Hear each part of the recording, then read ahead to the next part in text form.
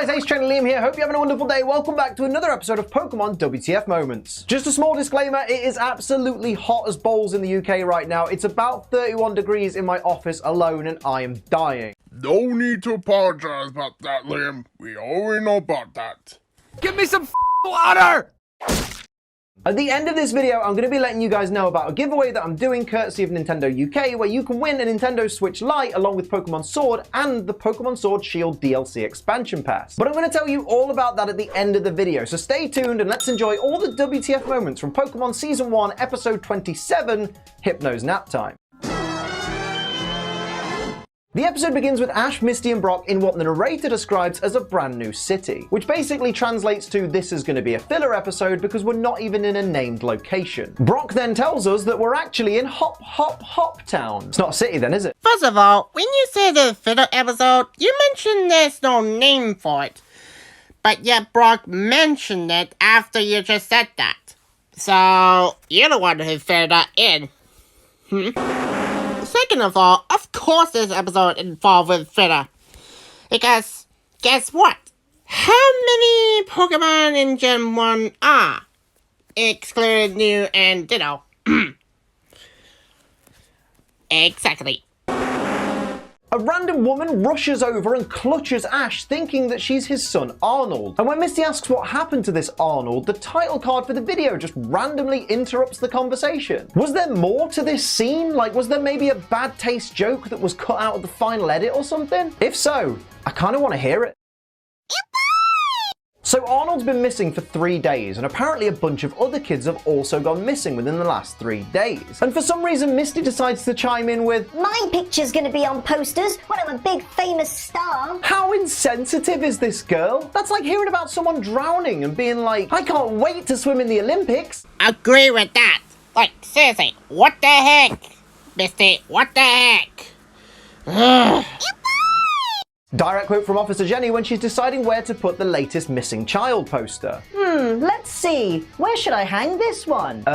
Maybe in the only available space? Well, if you realize that there's more than one space, you have two decisions. Either right or left. It could be one or another.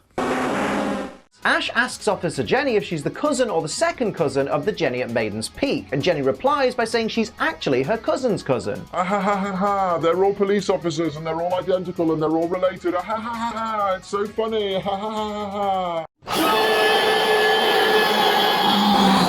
ha. Brock in this scene makes himself sound a little bit too eager to go searching for lost children. Out of context, yeah, it's a bit off. But in context, Brock is actually trying to help out with Officer Jenny to retrieve the kids from whoever kidnapped them.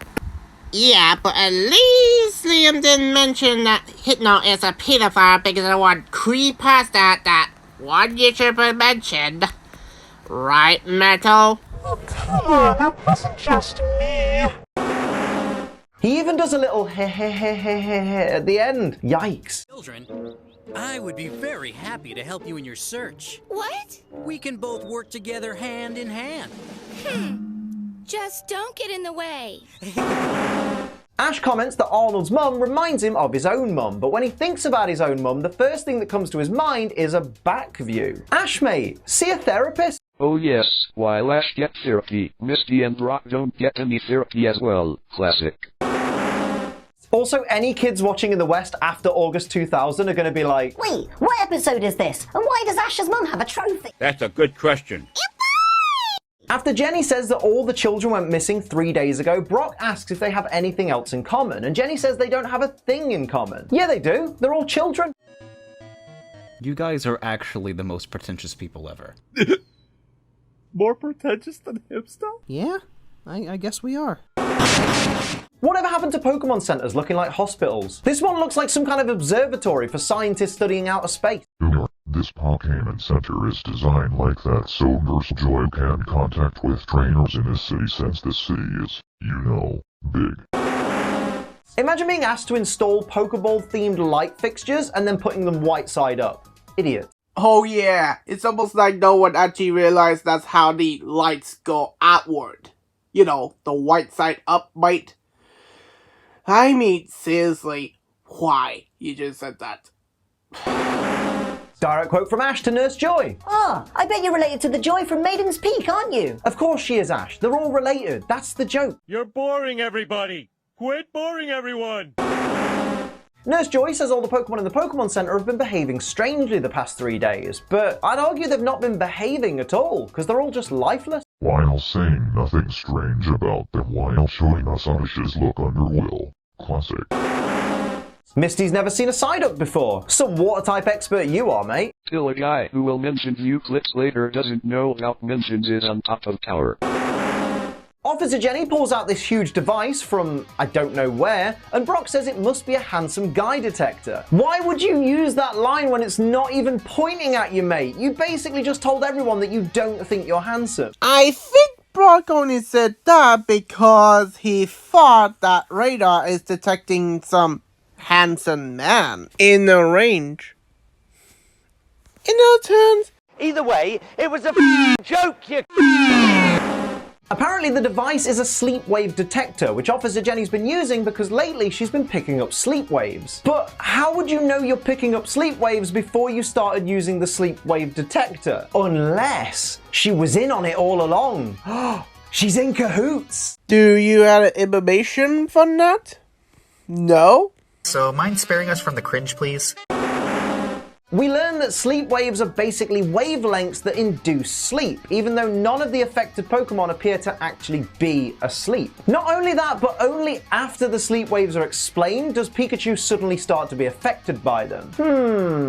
Maybe the effect of the sleep wave take time and only happens at some point. Though the real TF moment, however, is how Meowth doesn't get sleep effects by the sleep wave. That is a real TF moment, eh? For saying they're on the move literally every single day on their travels, you'd think that Team Rocket would get a more portable sleep wave detector. Also, why does everybody suddenly have sleep wave detectors? Are they some kind of brilliant new fad like Pogs or Loom Bands? And I have no idea what he's talking about. Ash, Brock, Misty and Jenny follow the sleep waves all the way to the top of a skyscraper. And what do they find? I kid you not, they find a mansion on top of a skyscraper. Only in bloody anime. Well, actually, Liam, I think you'll find there are some mansions that are built on top of tall buildings if you do a quick Google search. Bollocks. Oh no, wait, they actually have? That's insane! Back in a minute, lads, I'm going down a rabbit hole. And this is what I talked about in previous Cynico. Like, seriously, Liam, you sure not the one who should talk like that. Jeez. Direct quote from Dexter. Drowsy, said to be a descendant of the dream-eating tapir. I'm sorry, what? A taper? What's a taper? Well, actually, Liam, a taper is... I know what a taper is, numbnuts. I'm just wondering how they know what it is in the Pokemon world. I think the Pokédex is reference or about to say a Baku, a tapir creature that eats bad dreams from people, which you can summon him by saying Baku, Baku, Baku. Which, yeah, I surprised that actually an error. Like, seriously. Oh, wait, this is a 90s, right? Never mind. So a Drowsy evolved into Hypno 3 days ago, and these people have been using it to get to sleep rather than use sleep medication. Here we have a perfect example of rich people spoiling all the fun. Agree with that. But these people are not, well, evil. You know, treat Hypno like a slave. And they have not realized what they did and, well, try to make an accident on accident. You get the point, Dad. It turns out these people are members of the Pokemon Lovers Club. Oh, it's just us. You can say DeviantArt. Well, actually, Liam, I don't think they mean lovers quite in that sense. Christ on a bike, I'm so bloody raw. I know, but they could have easily called it the Pokemon Fan Club. Just saying. Remember, they chose to use the word lovers. First of all, Pokemon Lovers Club is actually the Japanese name of a Pokemon fan club and somehow left unchanged in the English dub for some reason. Like, seriously. And second of all, DeviantArt was made in August 7, 2000. 3 years after this episode came around. You doof. Apparently everyone in this club lives in the city and suffers with insomnia, which is why they've been using Hypno's powers to help them sleep. But I thought Hypno evolved 3 days ago. What were you doing before that? Did you forget that you just said they had insomnia before Drowsy evolved into Hypno? Hello? Hello? Anybody home? Hey, think with flying fish. This particular shot of Hypno using hypnosis is just a still image in the more recent edits of this episode. Because stupid parents think that their stupid kids will actually get hypnotized by this stupid Pokemon. Honestly, that's pretty stupid. I would agree that the image of Hypno was stupid, but calling Hypno stupid? Are you kidding me? You know what isn't stupid though? Using... When Ash accuses the club's Hypno of being the one that's put all the Pokemon to sleep, we learn that Pikachu has been inside Ash's backpack the whole time. And not only that, but the backpack has been fully zipped up the whole time. The poor thing's probably half dead from heat stroke by now. I kind of know how he feels. The backpack get what? Okay, I own the backpack and I don't remember being hard to my paper, mate. Like, what? I don't understand that. What? Hypno uses hypnosis on Misty, and instead of causing her to become sleepy like the sleep waves are supposed to do, they just make her think she's a seal. I mean, in the context, I know it's probably supposed to affect her in this way because she's also classed as a kid, but it's still really weird. Also, if Misty can be affected by these waves, why was she never affected before? That's a good question. She then runs off into the city, which is arguably the most unseal-like thing a person could possibly do. Also, if she's now on the ground, does that mean she literally ran down all of the stairs in that skyscraper? Or do seals apparently use elevators? Give us your Pokemon theories down in the comments below. I imagine she just slid down the stairs like a baby seal or something. Okay, this is actually the only thing I can find beside the parkour one, but I couldn't find that one. So I think it's the best of the slide.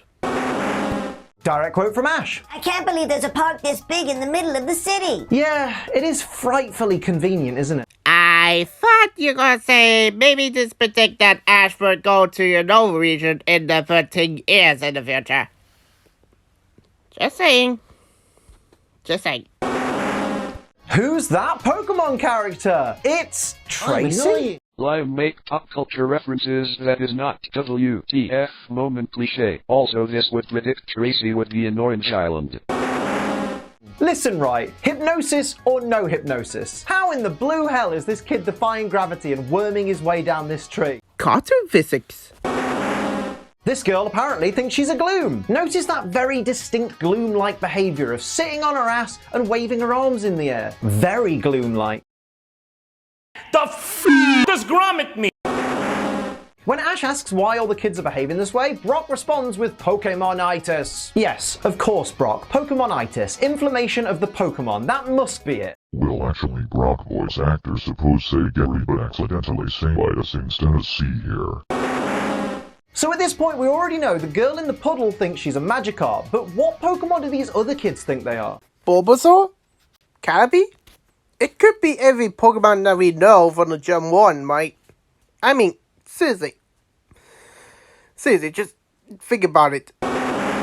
Everybody suddenly realizes that Drowsy's dream waves can cure the children that have been hypnotized by Hypno's sleep waves. And as they're about to head out, Ash just casually hoists Drowsy onto his shoulders. That's right, 10-year-old Ash Ketchum just lifted a 71-pound Pokemon onto his head and shoulders. And apparently he can run with it on his back too. Ash is hench. Oh yes, let's forget the monkey and butterfly that is the same weight as a tapir. And yes, that tiny itsy bitsy butterfly is the same weight as 70.5 monkey is. Strange as it is.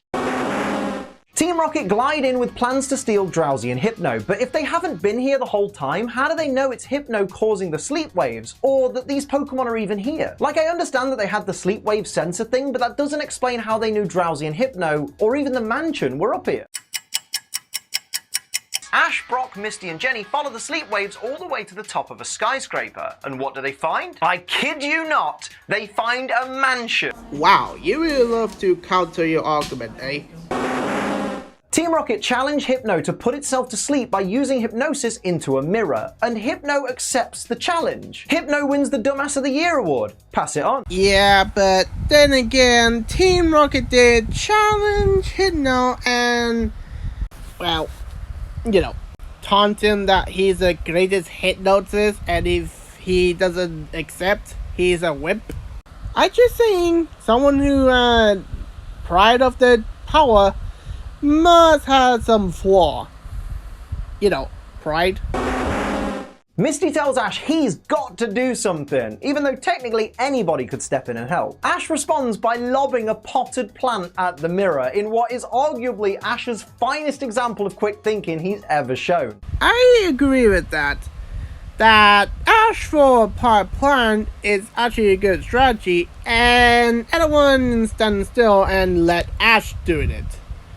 For no reason. After Jesse and James wrap up Hypno and Drowsy with whips, James asks why they didn't do this from the beginning, and the answer is simple. It's a stupid plan. The tension on those whips show that the Pokemon in question are clearly resisting, so how did you expect to be able to glide away on your gliders with that happening? Maybe it could be a backup plan. You know, just in case the, you know, mirror shattered into pieces come in play. In response to James, Jessie breaks the fourth wall and says they had to fill a half hour, but she can shut up because this episode's only about 20 minutes long. Either way, it was a joke, you Ash sends out Pidgeotto and tells it to use Powerful Gust, which just sounds really passive-aggressive. It's like saying, oi, Pidgeotto, mate, can you use Gust, but like, put some effort into it, please? Not that wimpy Gust that you always do. Well, decide Pidgeotto Whirlwind Wing Attack, which for some reason Ash doesn't tell Pidgeotto that, but just is flying type move that makes strong wind, but since Team Rocket holding they grounded, so it makes sense why Ash asked Pidgeotto push him limit to view. Drowsy uses its Dream Waves to restore all the children back to normal, but not a single one of them says thank you. Ungrateful little Yeah, it is rude, but they're actually happy, so I guess I let it slide for now. And don't forget I heard you just said that word to them. You grateful little... Misty and Ash wonder what Pokemon dream about, and Brock tries to play Mr. Know-It-All by saying, they must have been dreaming about getting stronger and evolving. Listen, mate, there's no way you can be certain of that. For all you know, they could be dreaming about eating. That's what I dream about. What's wrong with you? Direct quote from Brock to Nurse Joy. What's the matter? A beautiful woman shouldn't have too much to be sad about. Wow, Brock, you really want to play the nice guy? You're a hot woman. How could you possibly be depressed card? Good thing you don't have Twitter, mate, because you'd be cancelled in a bloody week. I hope you said that with the full expectation nobody would laugh. Aye, that was pretty lame. Nurse Joy can't seem to understand why all the Pokemon are better, but Psyduck is still holding its head. Nurse Joy, who's supposed to be qualified to treat all Pokemon, doesn't know about Psyduck's headaches. Whatever qualifications you've got, Joy, you should probably turn them in. So, one Pokemon that she doesn't know equal lose a license? Really? Direct quote from Dexter. Psyduck constantly suffers with a headache. See? It's documented. It's in the Pokedex, and somehow Nurse Joy didn't know this information. Neither Jesse nor James know what a Mankey is. How is a Pokemon like Mankey not more well known in the Pokemon world? Well, actually, Liam, just because Pokemon exist in this world doesn't mean that every person is going to know all of them. Much in the same way that not every person on Earth knows that a sugar glider exists or a black and rufous elephant shrew exists. That's actually a really great point. I guess I'll cut the people of the Pokemon world some slack from now on. I won't, obviously. Well, I had one thing to say is... Misty falls over and one of her Pokeballs rolls over to Psyduck, who basically captures itself, and honestly I just feel sorry for it. Like nobody wanted it anyway, and now it's stuck in a group that doesn't want it around. Who the hell said that in the episode? No one wanted Psyduck? I don't remember anyone said that in the episode, mate. Like, I don't understand that. Like, what? Misty's angry because she caught Psyduck, but she doesn't want it. But why doesn't she just release it then? Because Psyduck would follow them. Because Brock says, "Leave it to me," quote. The narrator congratulates Misty on catching Psyduck and she yells at him not to. But thinking about it, if they're aware that the narrator exists, wouldn't that make every dump they take really uncomfortable? You know what I mean though? They're just sitting there like, don't you dare tell the audience what's happening right now. Nobody cares. Hey! Nobody cares. Nobody cares, nobody cares, nobody cares. Nobody cares. Nobody cares, nobody cares, nobody cares. Nobody cares. Nobody cares. Nobody cares. And we end the episode on this shot of Psyduck in its Pokeball, and honestly, it looks like a horrible existence. Like, is it really just in this dark purgatory the whole time? I'm surprised that all captured Pokemon aren't insane if this is what their existence is like. No it doesn't, because Pokemon can come out and Pokeball what they want, like Psyduck does in the future episodes. Oh yeah, by the way, I also gonna skip the clip where he mentioned his giveaway, because one, the giveaway is, wow. And two, Sword and Shield is not a very good game. Yes, there's some Pokemon that you liked, but the gameplay and story, just watch Radicalsoda to know what I talk about.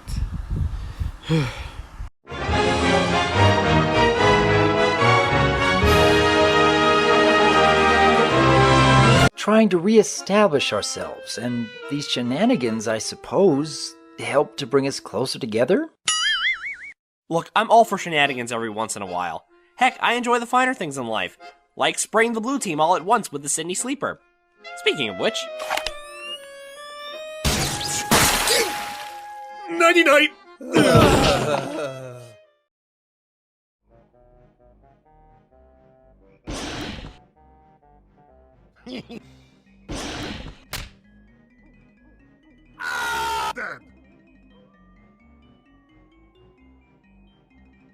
Hey guys, it's the Melody 5.